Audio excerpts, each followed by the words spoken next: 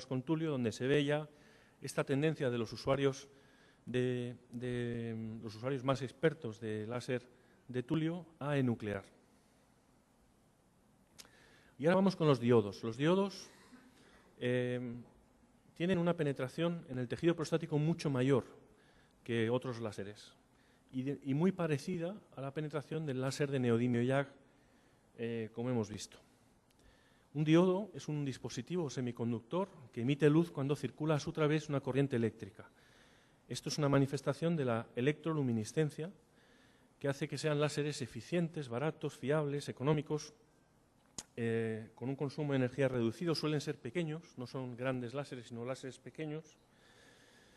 Y este artículo, en el que se estudiaba las características de este láser en laboratorio, que concluía que la capacidad de ablación de este láser era similar al láser verde y que la penetración del tejido no era tan alta, dio lugar a que se pusiera a la venta estos láseres de diodo, pero esto se contestó porque otros expertos en experimentación en modelos animales de estos láseres dudaban que eso fuera posible. Sin embargo, aquí es donde entra en juego. Yo creo que ir a los congresos hoy en día es bastante peligroso porque uno muchas veces se desinforma por las tendencias comerciales y por la presión de las distintas casas comerciales.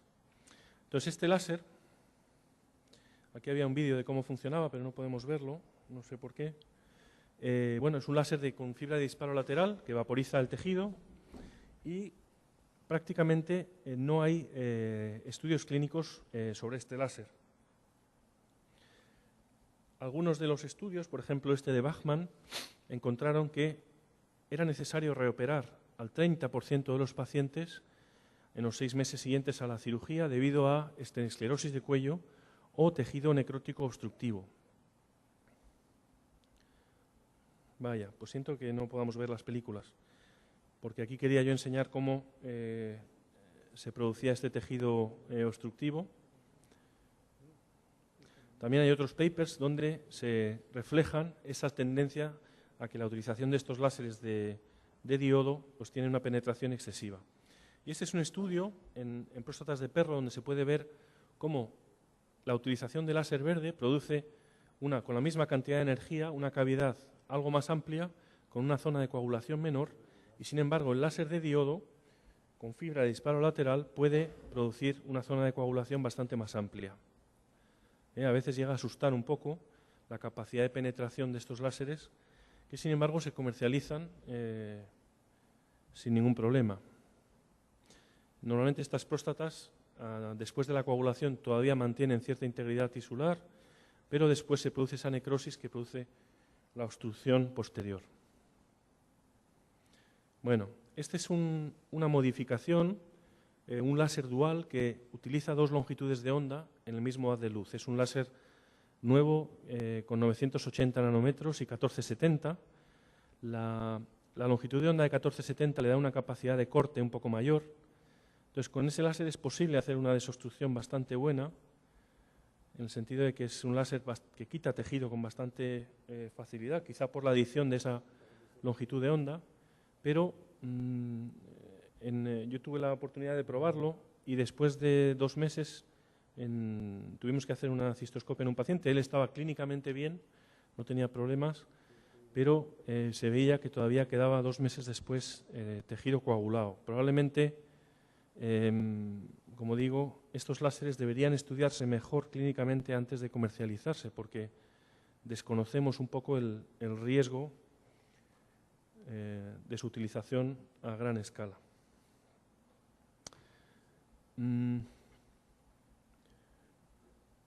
Por eso,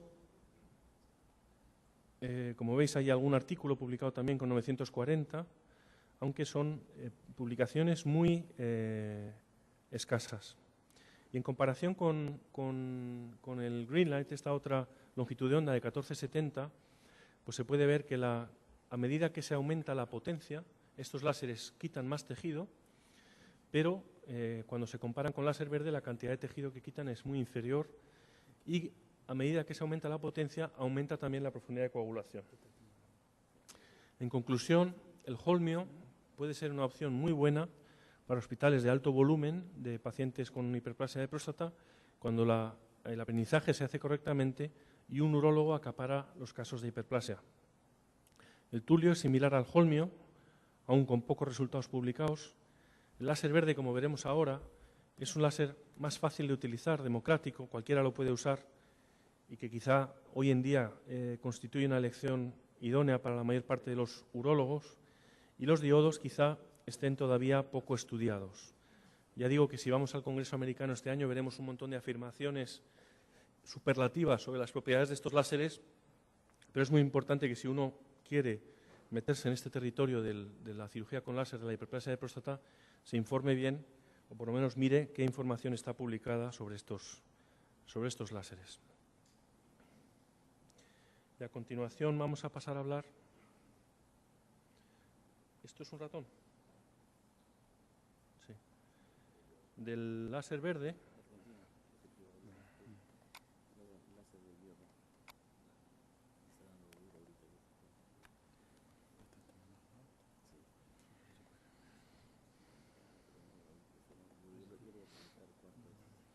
El pasado, el presente y el futuro.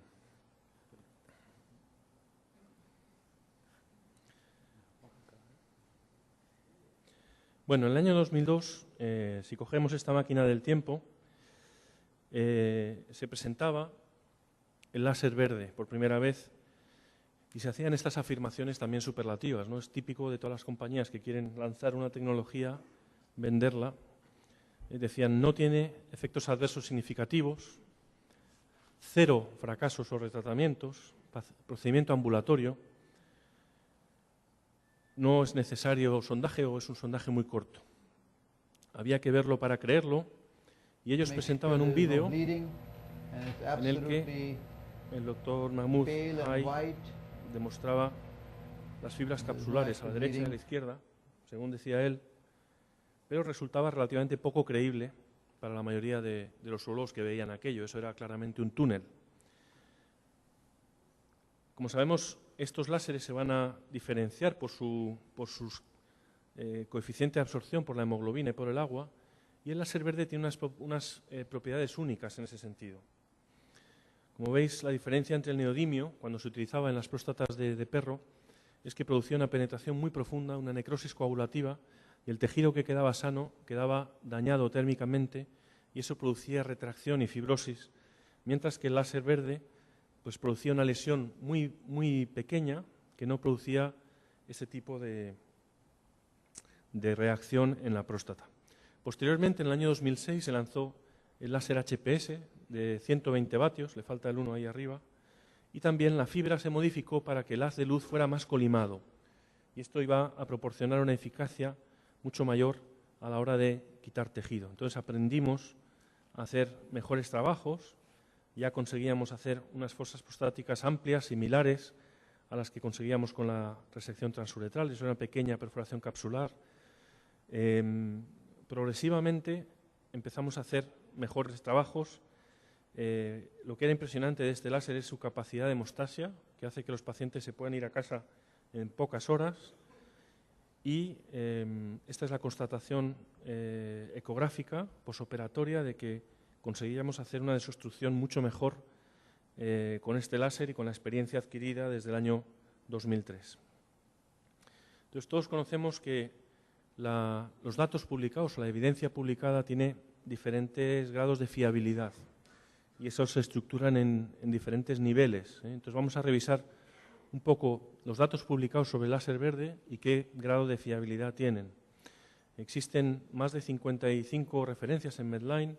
Se han tratado más de 400.000 pacientes con esta técnica y estos son los estudios publicados en los últimos 3 años. Hay 4 estudios randomizados prospectivos con el láser de 80 vatios. Como veis, la literatura con el láser de 120 vatios es menor y ahora ya se está lanzando el de 180. Y ese es un problema que cada vez tenemos más, que la tecnología avanza más deprisa que nuestra capacidad para evaluarla.